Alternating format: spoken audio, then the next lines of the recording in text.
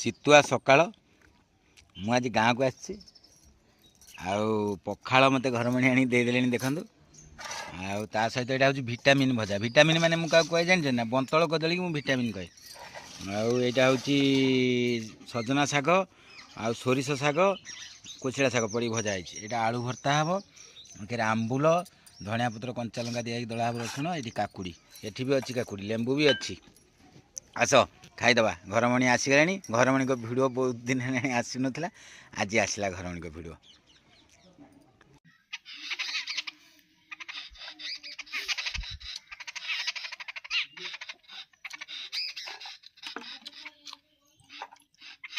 ଦେଖନ୍ତୁ ଖାଇବାଟା ଏମିତି ଶୀତ ଦିନେ ମୁଁ ସକାଳେ ଖାଲି ଦେହରେ ବସିକି ଖାଉଛି ପଖାଳ, ପୁରା ବଡି ଚାଙ୍ଗା ହେଇଯିବ। ରହିଲି, ଜୟ ଜଗନ୍ନାଥ।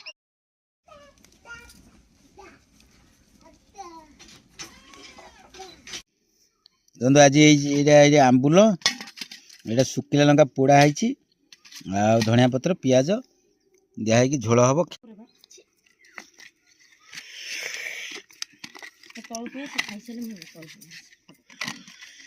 ପାଣି ଆସିକି ଦେଇଦେଲେ ଆଜି ସକାଳୁ। ଦେଖନ୍ତୁ ପଖାଳ ଆଉ ଶୁଖିଲା ଲଙ୍କା ମୁଁ ପୋଡ଼ିକି ଆଣିଥିଲି, ଆମ୍ବୁଲ ଆଳୁ ଭର୍ତ୍ତା ଖାଇଦେବା।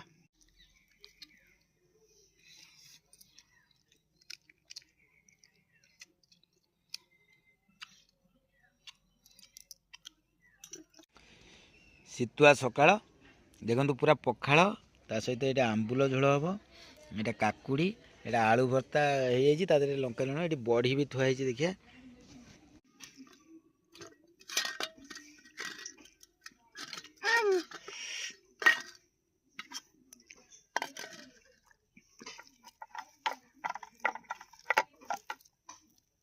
ଘରମଣି କରିଛନ୍ତି ପଖାଳ, କାକୁଡ଼ି, ଏଇଟା ଆଳୁ ଭର୍ତ୍ତା, ମୂଳା ଭଜା, ଆଉ ଏଇଟା ହେଉଛି ଆମ୍ବୁଲ ଝୋଳ।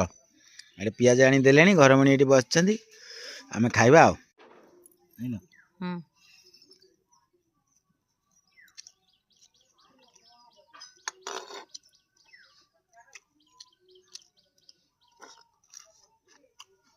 ପୁରା ଚାଙ୍ଗା ଟେଷ୍ଟି, ଆପଣ ଆସନ୍ତୁ ଖାଇବେ। ହଁ, ପଖାଳ ଆମ୍ବୁଲ ଝୋଳ।